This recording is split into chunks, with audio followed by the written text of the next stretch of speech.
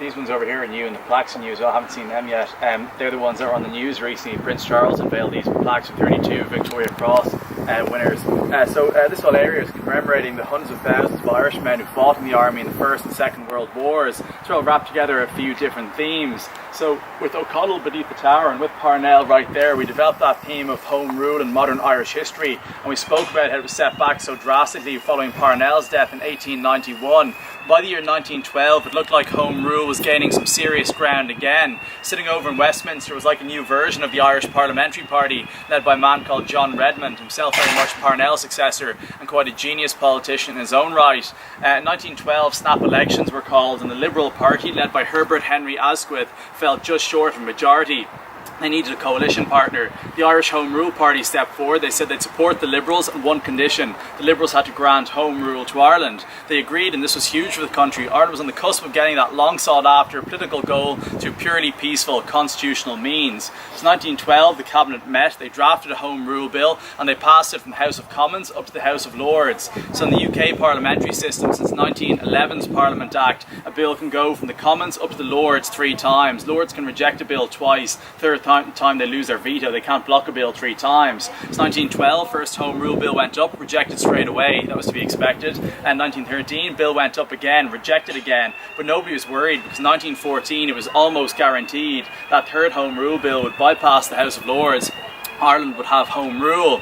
However, in 1914, just before that bill could fully be enacted, the First World War broke out. All non-war related bills were suspended and home rule was thrown on a back burner to be dealt with afterwards. So Ireland found itself in like political no man's land, not knowing a clear political future. At that point, the leaders of the Home Rule movement said that Irish men should en masse enlist in the army and fight in the war. Their idea was kind of twofold. One, they thought it would bring the war to a quicker end, and secondly, they thought it would gain a lot of political capital, very good favour for Ireland.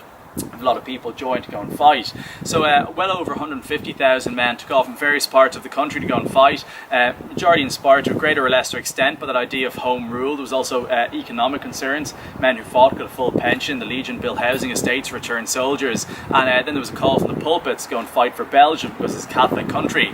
That being said, dominant goal would have been home rule. And this is where things take a radical shift in Irish history, and Irish politics kind of completely changes. Because right in the middle of the First World War at Easter time in 1916, where all those men were on the battlefields of France and Belgium fighting for home rule. A group of uniformed rebels seized very symbolic buildings around Dublin city after they read a document called the Proclamation of the Irish Republic. The men and women who enacted that rebellion, a very small group of them, didn't believe in home rule. They didn't want it. They wanted a fully independent country. When the Rising broke out, it was deeply unpopular. Most people wanted home rule. There was no taste for rebellion, and the leaders of the Rising were viewed as these fringe academics and idealists. However, they knew that and they pushed ahead anyway. They garrisoned themselves in buildings. They were surrounded and shelled. Many died in the combat. When the arrested leaders were being taken towards Kilmainham jail for execution, there was reports of people on the street shouting at them, spitting at them, throwing apple cores and tomatoes. It was very unpopular, but that was just about to change. Because as the leaders of the Rising were executed in the yard of Kilmainham jail, they pulled off a big propaganda coup. All of a sudden people were appalled and outraged by the executions and started to ask the question, what were they fighting for? That slowly started to push their ideas more and more into the mainstream. All of a sudden they were being debated, they were being discussed, they were appearing in the media, and the executions caused that emotional reaction, so much so that by the end of 1916, that idea of home rule had completely died. All of a sudden this new idea had become mainstream, wanting a fully independent country.